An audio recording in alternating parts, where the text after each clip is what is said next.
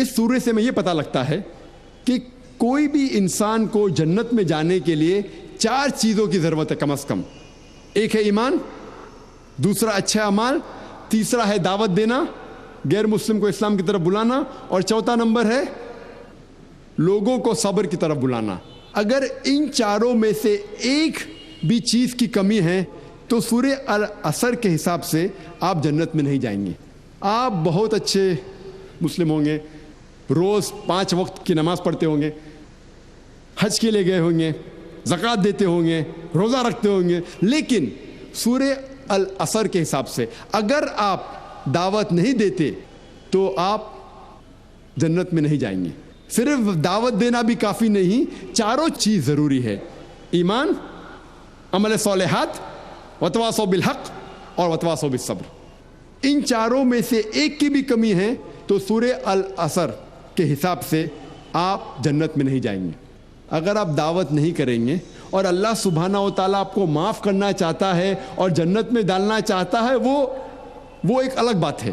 کیونکہ اللہ تعالیٰ فرماتے ہیں سورہ نساء میں سورہ نمبر 4 آیت نمبر 48 اور سورہ نساء سورہ نمبر 4 آیت نمبر 116 میں اللہ تعالیٰ فرماتے ہیں کہ اللہ سبحانہ و تعالیٰ چاہے تو کوئی بھی گناہ معاف کر سکتا ہے، لیکن شرک کو کبھی بھی نہیں معاف کرے گا.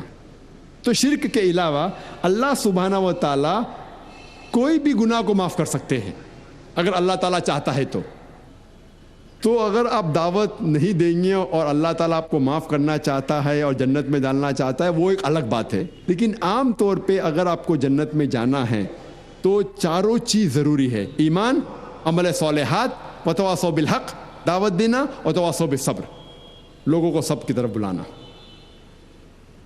اسی لیے آج کے حالات دیکھ کر میرے نظریے میں سب سے بڑا جہاد ہے کہ نفس کے خلاف شیطان جو بھڑکاتا ہے، اور جو غیر مسلم کے ذہن میں جو اسلام کے متعلق غلط فہمیاں ہیں اسے دور کرنا ہمارا فرض ہے. وہ ایک بڑا جہاد ہے. اور ہم دیکھتے ہیں کہ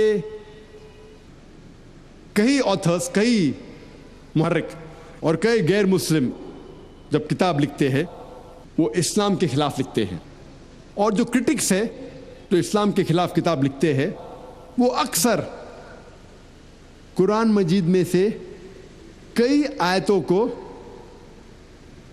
بنا کانٹیکس، آؤٹ آف کانٹیکس کوٹ کرتے ہیں، آؤٹ آف کانٹیکس حوالہ دیتے ہیں. آیتوں کو نکالتے ہیں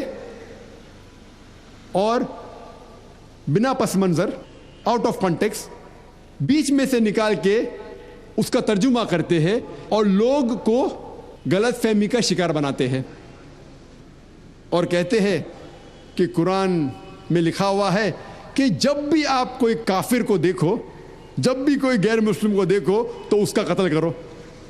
اور ایسے قرآن مجید کی آیتوں کو آؤٹ آف کانٹیکس اپنے حوالے سے باہر نکال کے اسے پیش کرتے ہیں.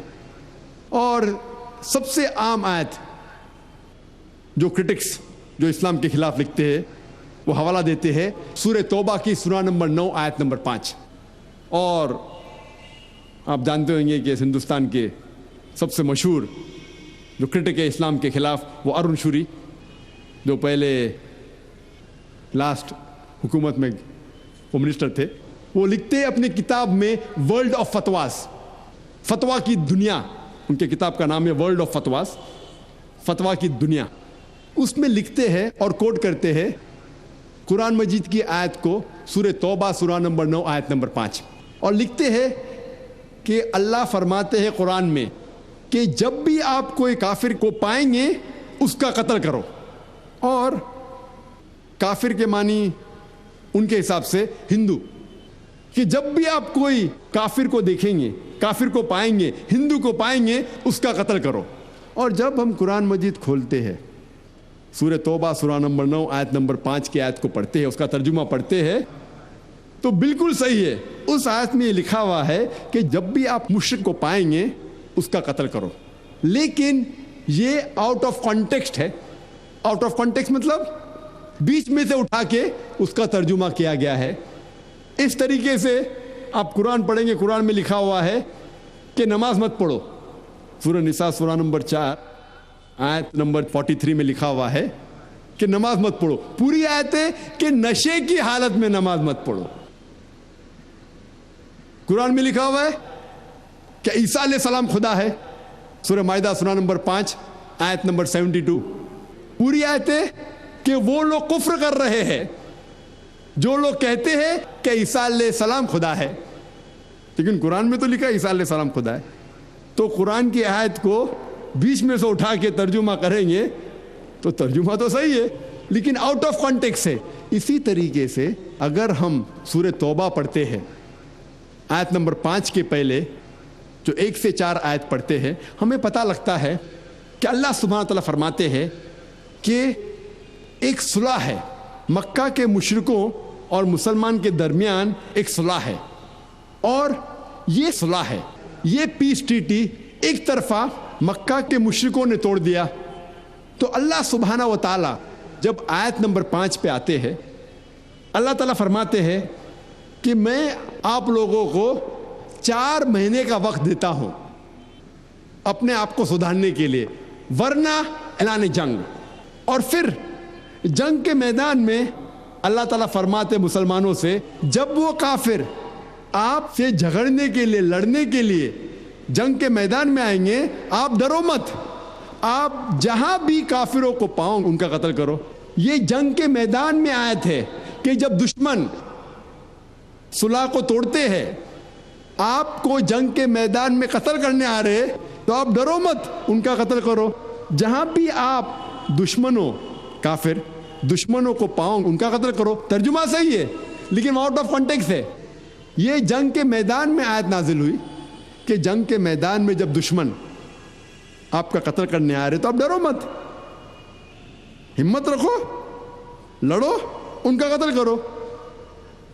کوئی بھی سپاہ سالار اپنے سپاہیوں سے یہ نہیں کہیں گا کہ جنگ کے میدان میں بھاگ جاؤ، ہمت افزائی کے لیے ضرور کہیں گا ڈرو مت، لڑو، ضرورت پڑے تو دشمن کا قتل کرو۔ یہ عام بات ہے، کوئی نئی بات نہیں۔ تو جب اللہ تعالیٰ فرماتے ہیں کہ جنگ کے میدان میں مسلمان سے کہتے ہیں کہ ڈرو مت، جب دشمن آپ کو قتل کرنے آ رہے ڈرو مت، ان کا قتل کرو، یہ کوئی نئی بات نہیں، عام بات ہے۔ اور ارون شوری آیت نمبر 5 سے آیت نمبر 7 کے اوپر چھلانگ لگاتا ہے۔ کیوں؟ کیونکہ آیت نمبر 6 کے اندر اس کی بیماری کا جواب ہے۔ آیت نمبر 6 میں فوراً آیت نمبر 5 کے بعد جب اللہ تعالیٰ فرماتے کہ جب بھی آپ کافر کو پاؤں میدان جنگ میں ان کا قتل کرو، اس کے فوراً بعد سورہ توبہ سورہ نمبر 9 آیت نمبر 6 میں اللہ تعالیٰ فرماتے لیکن اگر کوئی کافر آپ سے صلح چاہتا ہے، اگر کوئی دشمن جنگ کے میدان میں آپ سے صلح چاہتا ہے، اللہ تعالیٰ نہیں کہتے کہ اسے جانے دو، اللہ تعالیٰ فرماتے ہیں کہ اس کو حفاظت کے ساتھ ایک محفوظ جگہ پہ چھوڑو۔ اللہ تعالیٰ یہ نہیں کہتے کہ جان دو۔ آج کے دن سب سے دیالو سپاہ سالار یہی کہیں گا اپنے سپاہیوں سے کہ دشمن اگر چاہتا ہے امن تو چھوڑ دو۔ اللہ تعالیٰ یہ فرماتا ہے کہ دشمن امن چاہتا ہے، چھوڑو مت، حفاظت کے ساتھ اسے محفوظ جگہ پر پہنچاؤ۔ آج کے دن کوئی بھی سب سے دیالو سپاہ سالار یہ نہیں کہے گا کہ اسے حفاظت کے ساتھ محفوظ جگہ پر اس کو پہنچاؤ۔ اور جب بھی آپ قرآن مجید میں آیت پائیں گے قتل کے بارے میں یا جنگ کے میدان میں بھی، اس کے فوراً بعد اکثر آپ یہ پائیں گے کہ صلح بہتر ہے، امن بہتر ہے۔ اور ہر وقت جب بھی قتل کی آیت آئیں گی اس کے فوراً بعد 1 یا 2 آیت بعد اللہ تعالیٰ فرماتے ہیں کہ اگر امن ہے تو وہ بہتر ہے۔